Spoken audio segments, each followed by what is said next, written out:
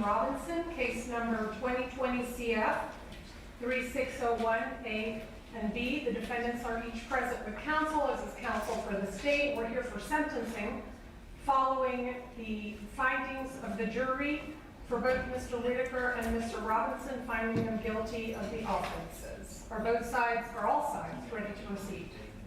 Jed, can you approach very quickly? Okay. Sorry. Can you plug in to us? Yeah, every room.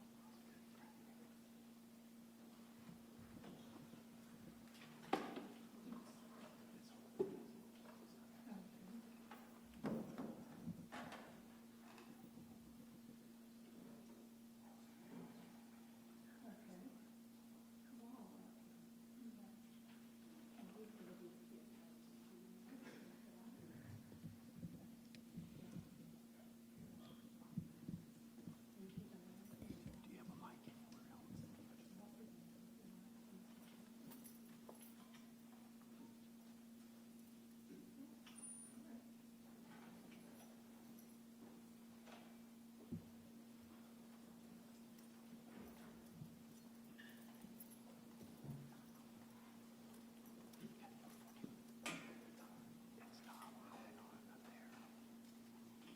Okay, I understand that we are awaiting the arrival of some other folks who need to be present for purposes of sentencing, but we can begin with our procedural matters of reviewing the pre-sentence investigation reports that were ordered for each of the defendants as they were entitled to saying. And I have Mr. Whitaker's that was sent to counsel on September 4th, and both sides had an opportunity to receive and review that report. Yes, sir. Okay, let's begin with that one first. If there are any corrections, additions, deletions to the PSI, I can tell you, in my review, there's a couple corrections throughout the report on page 1 and 2. It identifies the crime of murder in the first degree as a criminal gang member, and as you all recall, that provision, as a criminal gang member, was eliminated by the state, so neither the defendant nor his co-defendant were charged or found guilty of that, so I've scratched those out. But other than that, is there anything else from the state? Anything else, Ms. Schlax, on behalf of your client? Yes, Your Honor. Turning to page 1, obviously the language about criminal gang member that was abandoned. Yes. Under gang affiliation, ATK, we would ask that to be struck as well. And that's under the description category. I see that. Okay. It also indicates under court data that I was retained, I was not, I'm court appointed. What, is that on page 1? Yes, Your Honor. Right next to my name underneath Oh, yours. that is, yeah, I missed that. I will check the appropriate box. Your Honor, then on page 8, there were a number of errors as to my client's family. Okay. Under family history, the third name should be Gakara, spelled Gakahra, Latrell, Latrell.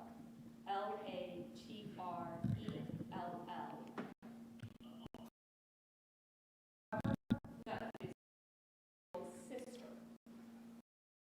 Instead of brother, it should read sister. Additionally, the age of my client's father, Mr. Leroy Whitaker Sr., is incorrectly reflected and should be 49 years of age. Okay. In the sixth name that currently reads Jakai Whitaker should be spelled Jakiyya. That is not a brother, it is a sister, and that sister is 21 years of age.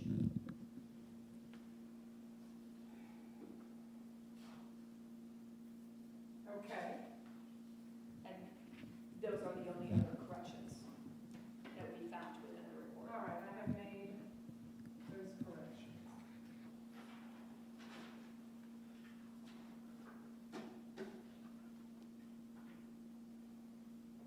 All right, well, let's turn to Mr. Hakeem Robinson's pre-sentence investigation report. court.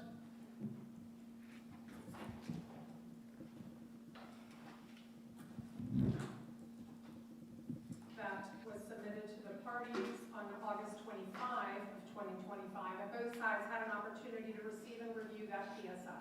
State? Defense? Yes, Your Honor. Okay. Similarly, I have corrected all areas where it says as a criminal gang member, since that again was abandoned by the state and the defendant was not found guilty of that. Other than that, are there any other corrections, additions, or deletions? Well, that's on page 1 and on page 2, and I corrected the offense charged on page 2. It said murder in the second degree. It was murder in the first degree, so those corrections have been made. Just make sure. All right, I'll begin with the state. Any other corrections, additions, or deletions to the PSI? Okay, any from the defense? Your Honor, in addition to what the corrections the court already made, it's the same thing on page 1, under description, where it says gang affiliation, where it says, yes, we would object to that, Okay, but no further objections charged. all right. Those were duly noted. And the court did obviously review both of these prior to sentencing today.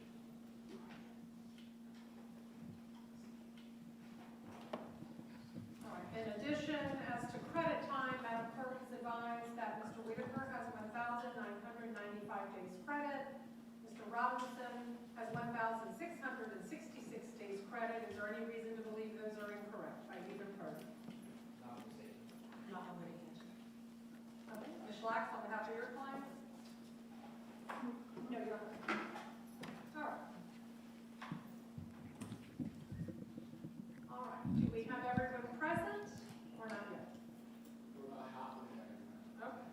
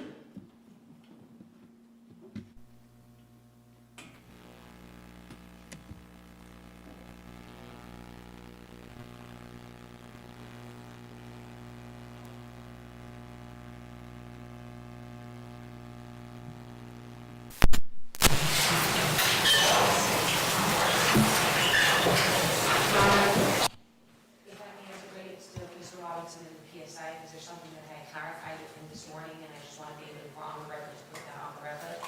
In the PSI, under employment, which is on page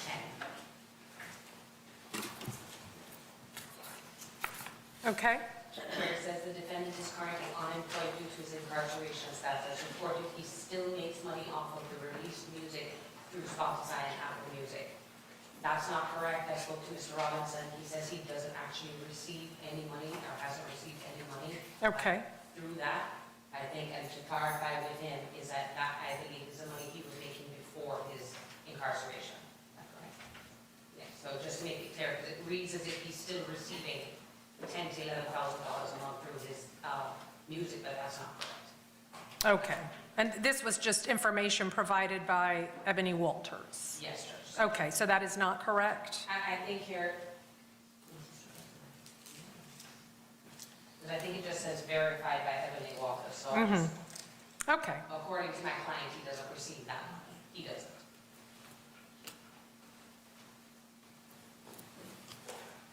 Thank you, Judge. thank you.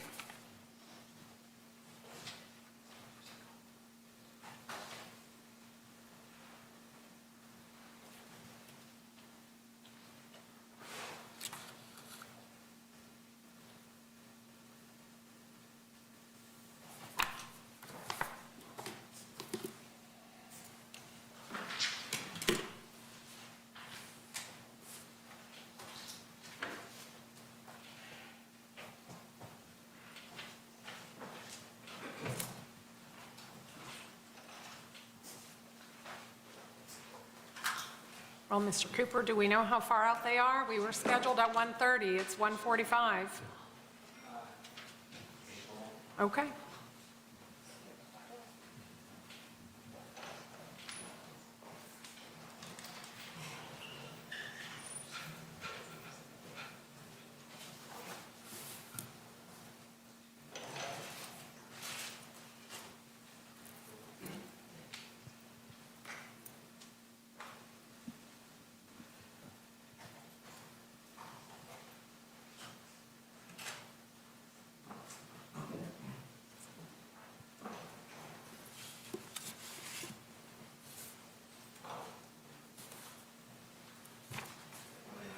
Okay.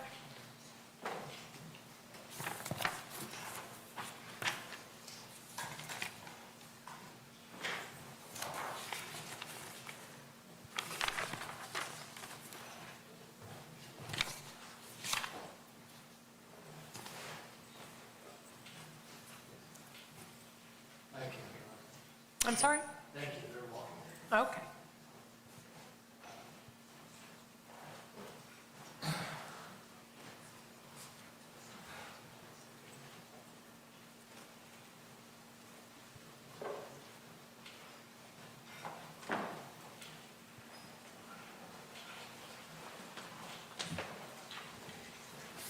All right, then, we're going to begin with 3601A, Defendant Leroy Whitaker. Any witnesses or evidence that the defense wishes to present on behalf of Mr. Whitaker? No, Your Honor. Any witnesses or evidence that the state wishes to present? Judge, we have one victim impact statement that applies to both cases. Okay, That is going to read. we'll go ahead and do that now then.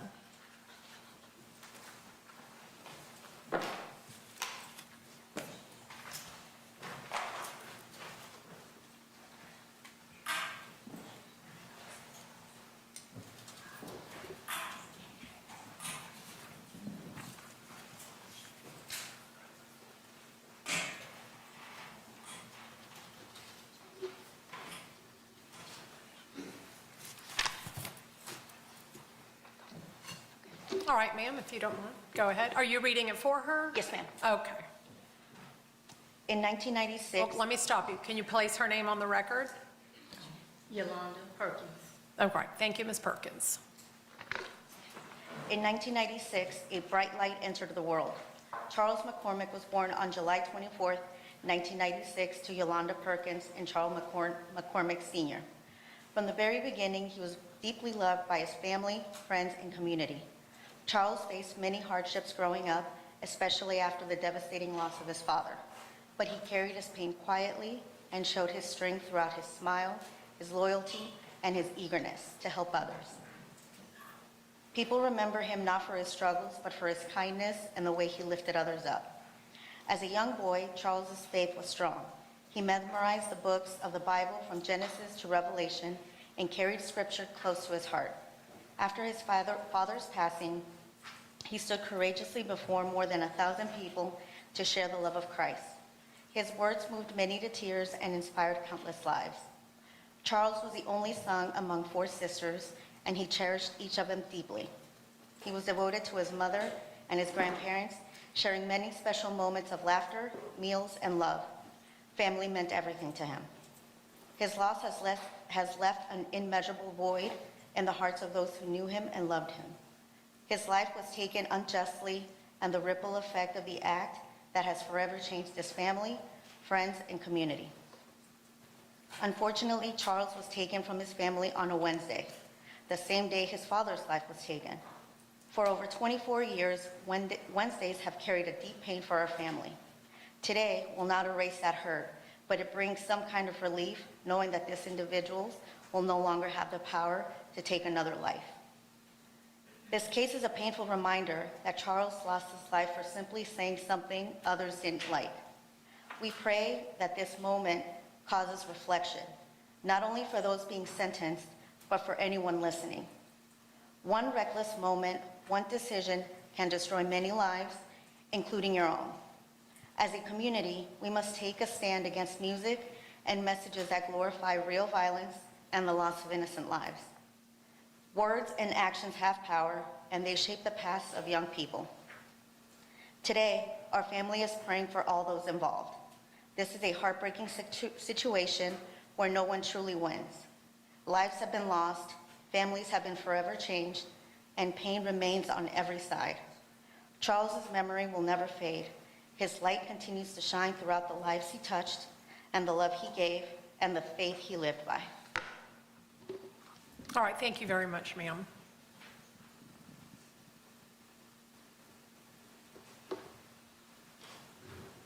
All right, any other evidence from the state? No, Judge. Okay, and I'll hear if there is any argument to be made by Ms. Schlax on behalf of Mr. Whitaker. Yes, Your Honor, just very briefly, obviously, the sentence as to count 1 is set, but the sentence as to count 2 is not set, and this court obviously has a tremendous amount of discretion in terms of enunciating a sentence for that separate charge. What I would argue just briefly to the court is my client stands before you just a mere 24 years of age. This offense, obviously, he was extremely young when it occurred. Additionally, as the court likely is aware from looking at the pre-sentence investigation, he was not somebody who had had a number of felony convictions. He did have some interaction with the Department of Juvenile Justice, but they were actually referred to a youthful offenders program and no valid driver's license. We would obviously request that any sentence be run concurrent to the sentence pronounced in count 1, as well as strongly consider the very bottom of his guidelines as to that particular count. All right, thank you. I'll hear from the state. Judge, with regard to Mr. Whitaker and count 2 specifically, the state would ask that Your Honor impose a consecutive sentence that is a completely separate crime, a separate victim. That crime was committed, as Your Honor knows, as a direct result of the flight from the murder in this case. And that individual, the victim in that particular case, was home alone. Both Mr. Whitaker and his co-defendant, Mr. Barner, broke into that home and held her there against her will for over an hour. And she was also physically grabbed and thrown to the ground. And it was a terrifying event for her, so I would ask for a consecutive sentence in count 2. All right, thank you. All right, then Mr. Whitaker, if you'll come forward, sir, for sentencing. Judge, as we're coming up, Ms. Schlax, I believe, is already in agreement with this, but just for the court, there are 2 restitution orders in Mr. Whitaker's case. One is for $1,200, and that is for Ms. Buckley, damage to her glasses and loss of her cell phone. And there is a $7,500 restitution order that is to victims' crime compensation, and that is for funeral expenses that were paid out. And I will have some restitution orders in Mr. Robinson's case. Okay, and so to be clear, Ms. Schlack's no objection to these two restitution orders? No legal objection, Your Honor. As to the second amount of the $7,500 of the funeral expenses, I assume it will be jointly and severally liable with not only Mr. Hakeem Robinson, but Mr. Dominique Barner, who has entered a plea in this case, admitting his involvement, as well as Abdul Robinson Sr. And the restitution orders do reflect any money paid by any other responsible co-defendant. We'll go towards that as well. Okay, I'm not sure if senior is considered a co-defendant necessarily in this case, for him to share in that expense. In terms Perhaps of the he is, I don't accessory. know, Okay. I'm not making that determination today. Certainly. Also, just to be clear, these have to be submitted electronically. I'm not signing these. That's the new policy from your office and ours. I will have So it electronically. you'll need to submit those electronically for my signature. Okay. Anything else? Mr. Whitaker, do you wish to say anything? Okay. All right then, Mr. Whitaker, of course, you sat through the trial, as did I, and on July 31, this jury did find you guilty both of count 1, murder in the first degree, and count 2, burglary with an assault and battery. A unanimous vote by the jury. And so today I will adjudicate you guilty of each of those 2 counts.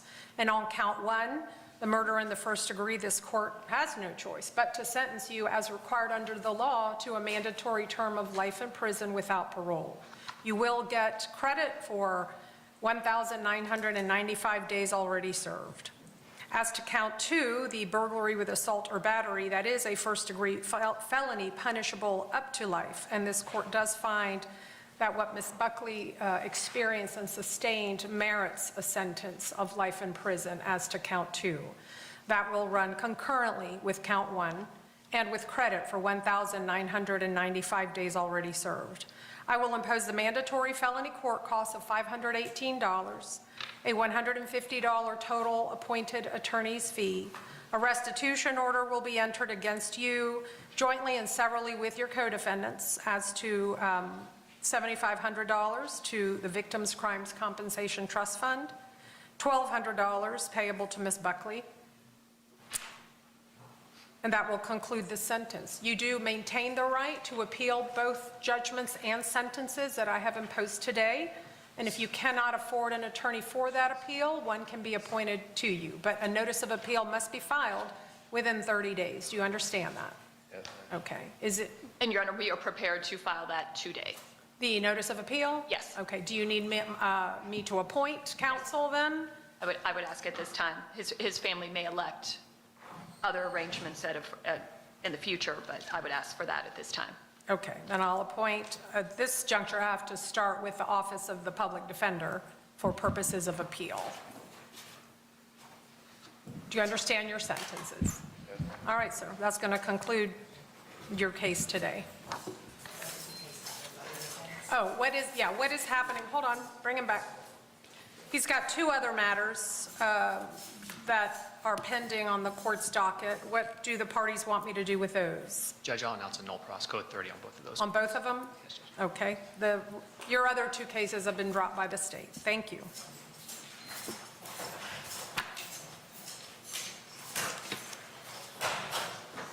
All right. Then moving on to Mr. Hakeem Robinson, is there any evidence that the defense wishes to present on behalf of your client? No, Your Honor. Any evidence from the state other than the victim impact that we've already heard? No, Judge, and I will similarly submit a restitution order of $7,500 for victims' crime compensation for the funeral expenses. One other matter with regard specifically to Mr. Robinson, which I did discuss with the defense counsel, the state is going to ask the court also impose an increased cost of prosecution in relation to his case, and I have an amount of $62,159.29, and that is the amount of money that the state paid to the experts in this case, the digital experts, which testified at trial in the Daubert hearing, and all the analysis that they did in this case, and I have shown that to defense counsel as well. I don't believe they have an objection, but I'll let them speak to that.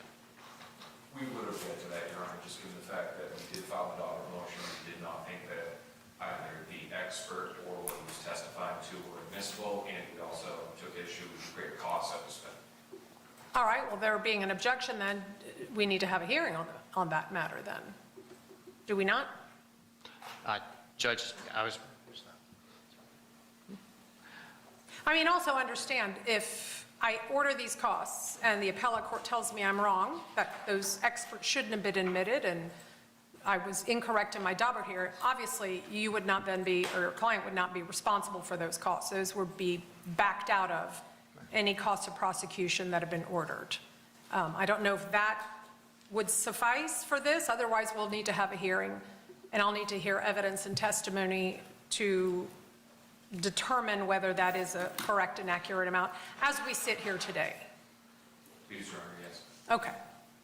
All right, then I won't at this juncture order cost of prosecution, but we'll need to pass that for a hearing on another date. Okay.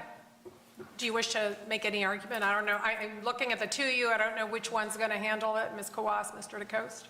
Argument as to, There being no other evidence, then if there is anything you wish to argue on behalf of your client. Judge, just understanding that he is just facing the one count. Correct. And there is, and I have discussed with my client that the court's hands are tied, and it's a mandatory sentence that must be imposed. So at this time, before the sentence is imposed, we have no legal argument. Okay. And I always give every defendant the opportunity to speak if they wish. Mr. Robinson, is there anything you wish to say? Okay. Anything the state wishes to say? nothing additional, Judge. Okay. All right, Mr. Robinson, if you'll come forward for sentencing.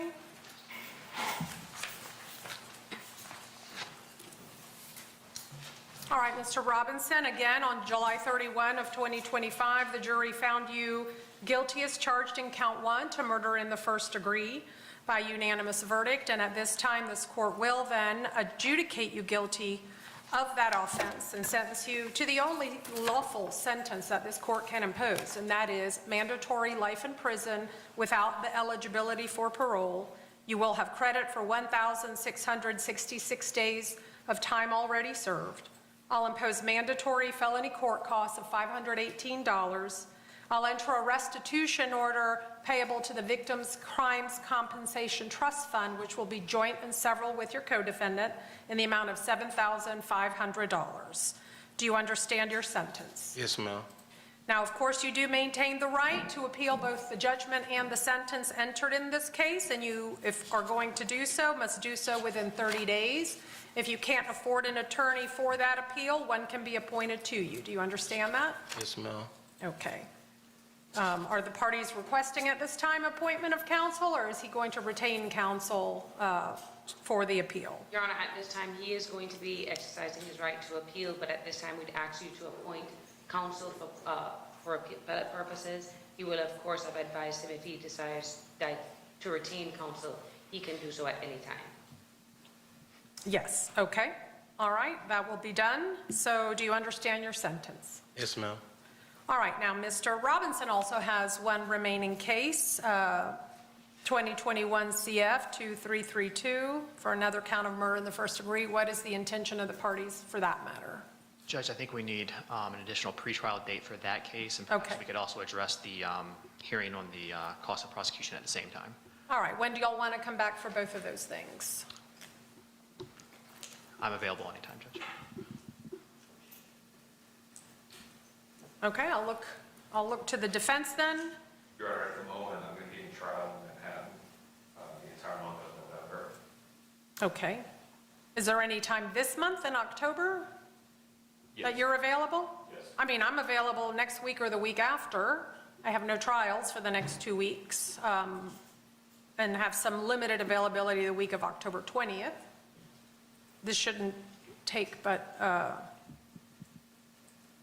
don't know. Candidly, I don't know what kind of prep we would have for it. We were just advised of this morning by the state. Okay. To have some sort of accounting of how they're coming to those amounts. Whenever it is that we receive those items and we get prepared for the hearing, we just want to. Do you have that itemization, Mr. Cooper? I do, Judge. All right, why don't you provide that to the defense then? That's different than this fact. Your Honor, I'm available the week of the 20th if the court wants to set it then.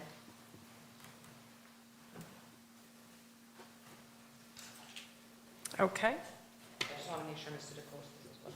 Right, and we can do date, time certain, since I know you all are, are you appearing in person, or do you wish to appear on Zoom? It'll probably be by Zoom, Judge.